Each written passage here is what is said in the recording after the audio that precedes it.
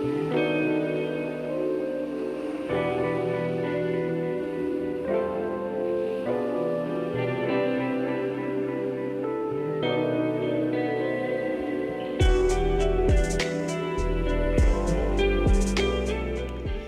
everyone, welcome to another episode of Highlights.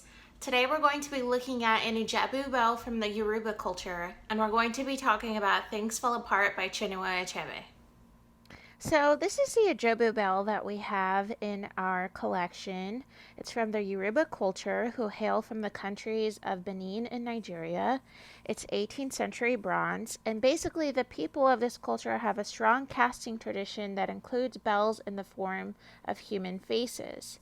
The bells represent ancestors and are cast when a new chief is named. The bells are either worn by the chief or by his son and are hung over the shoulder or kind of around the hip.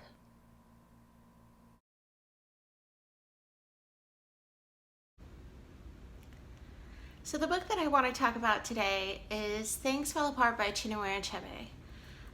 The reason I chose this book is because it has a lot to do with the artifact that we talked about today, being that it's about male identity, male values, and male societal expectations.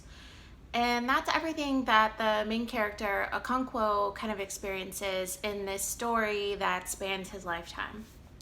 So the first half of the book starts off with his childhood, and he's kind of looking up to his father and realizing that, his dad isn't really great at taking care of the family. He's not really a team player in the community, and that all basically inspires Okonkwo to be a better person in his own adulthood. And so the middle half of the book, he actually achieves his goal and eventually becomes the leader of the village.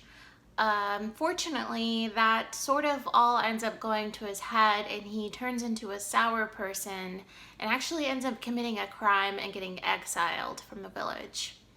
So he takes stock of his mistakes and kind of realizes what he needs to do in order to do better.